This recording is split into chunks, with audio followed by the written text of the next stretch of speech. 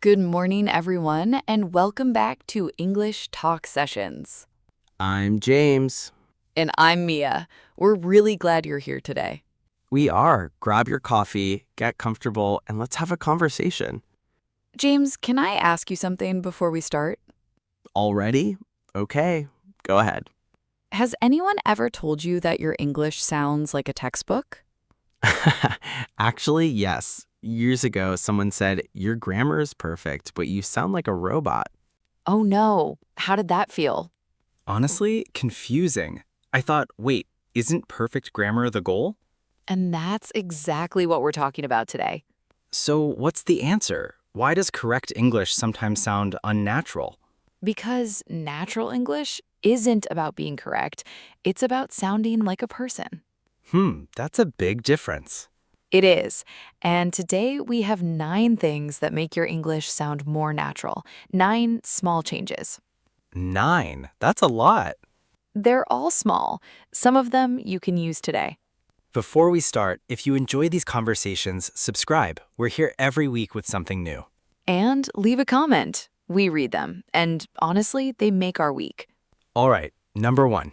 Number 1, use contractions. Contractions, like I am becoming I'm. Exactly. I am becomes I'm. Do not becomes don't. We have becomes we've. But both are correct, right? Both are correct, but listen to the difference. I am not going to the party. That sounds serious, like something happened. Now listen, I'm not going to the party. Oh, that's just normal. That's just a person talking. Same words, completely different feeling. So when should I not use contractions? When you want to be very serious or very clear, if someone asks, "Did you take my phone?" you say, "I did not take your phone." Ha, yes, that one needs the full version. But in daily conversation, use contractions almost always. Can I admit something? I used to avoid them because I thought they sounded lazy. A lot of learners think that, but it's the opposite. Full forms sound distant, contractions sound close. Okay, number 2. Number 2, let your words touch each other. Touch each other. What does that mean? When native speakers talk, words don't stand alone, they connect. Listen, what are you doing? That sounds like one long word. Almost. And a lot of becomes a lotta, kind of becomes kind of. So I should speak faster. No, that's the mistake. Don't speak faster, speak smoother. What's the difference? Fast is rushing, smooth is connecting. You can speak slowly and still sound natural if the words flow together. That's a relief. I always thought natural meant fast. Many people think that, and then they rush and nobody understands them. Been there. Here's a small exercise. Take one sentence. Say it slowly, but don't stop between the words. Do you want to go? Try it now, out loud. I like that. Nobody's watching. Number 4, short sentences win. Short, but long sentences show that I know grammar. They do, and they also make you stop in the middle and lose your idea. That happens to me constantly. Listen to this. Yesterday, I went to the store, which was very crowded because it was the weekend, and I bought some things that I needed for dinner tonight. That's a lot. Now listen. I went to the store yesterday. It was so crowded. Weekend, you know. But I got everything for dinner. Oh, that's much better. It sounds like a real person. Same information, 4 short sentences instead of one long one. So I should break my ideas into pieces? Yes, say one thing, stop, say the next thing. Honestly, that feels easier, actually. It is easier, and it sounds better. That's a rare combination. Number 5, learn your reaction words. Reaction words? The small things you say while someone else is talking. Really? Oh no. Exactly. Right. That makes sense. Why do those matter so much? Because conversation isn't taking turns, it's 2 people building something together. I never thought about it that way. If you stay completely silent while I talk, I don't know if you're following, but if you say, "Really?" I know you're with me. Can I tell you something embarrassing? Always. Honestly, for years, I stayed silent while people talked because I was preparing my next sentence. And then? And then they'd stop and ask, "Are you okay?" Yes, that's exactly what happens. So, reaction words tell people I'm still here. Exactly.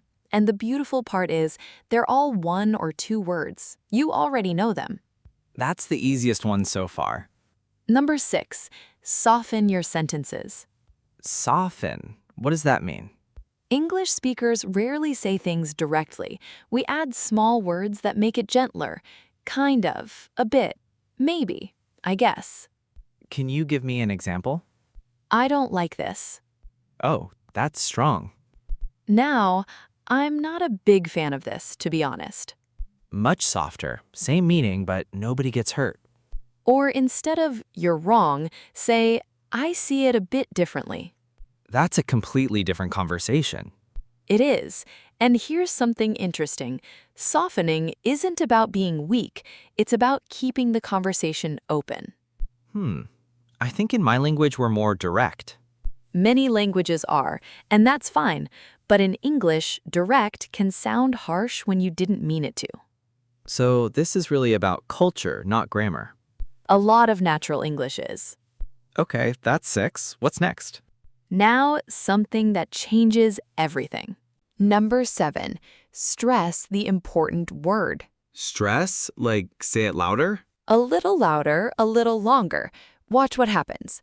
I didn't say she took the money. Okay. Now, I didn't say she took the money. Oh, someone else said it. I didn't say she took the money. Now it's someone else who took it. Same 8 words, completely different meanings. That's incredible, and I've never practiced that.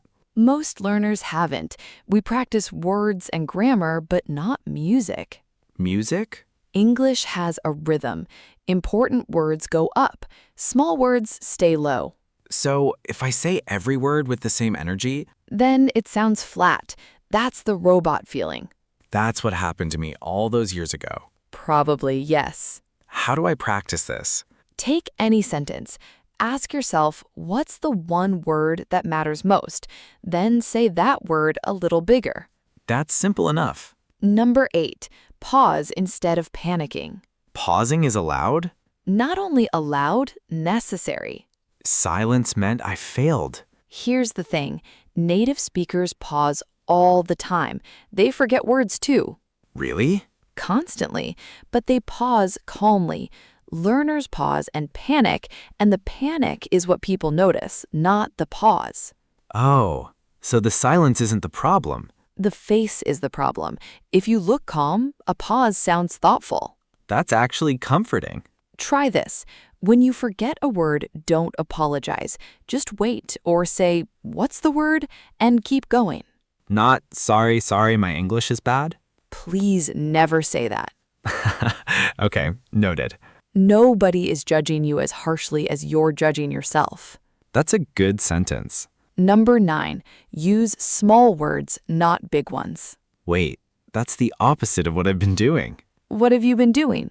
Learning long, impressive words. Purchase, assist, commence. And what do people actually say? Buy, help, start. Exactly. Short words sound natural. Long words sound like a business letter. So my vocabulary book was making me sound less natural. Sometimes, yes. Big words are useful for reading and writing, but in conversation, simple wins. Can you give me one more? I require assistance versus can you help me? Nobody says the first one. Nobody. And that's 9. Let's go through all 9 quickly. Yes, please. 1. Use contractions. I'm, not I am. 2. Let your words connect. Smooth, not fast. 3. Filler words are your friends. Well, you know. 4. Short sentences win. 5. Use reaction words. Really? Exactly. 6. Soften your sentences. A bit, I guess. 7. Stress the important word. 8. Pause instead of panicking. 9. Small words, not big ones. You know what I notice? Not one of those is grammar. Not one. So all those years I spent worrying about tenses, weren't wasted. Grammar is the foundation, but natural English is what you build on top of it. Can I ask you something honestly? Of course. If someone can only try one of these today, which? Softer words, number 5. Why that one? Because it's the easiest and it changes how conversations feel immediately. You don't need new vocabulary. You already know really and exactly. That's true. You can start today. And here's the last thing I want to say. Go ahead. Sounding natural isn't about hiding that you're a learner. It's about sounding like yourself in English. That's different from what I expected. Nobody needs a perfect accent. People just want to feel like they're talking to a person, not a textbook. And that we can all do. Now, one question for everyone listening. Which one are you going to try first? Contractions, filler words, reaction words, or pausing calmly? Tell us in the comments. We really do read them. And if this helped, share it with someone who says, my grammar's fine, but I still sound strange. Because now they have 9 small things to try.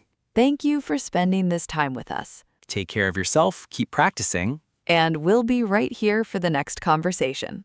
Bye, everyone. Bye.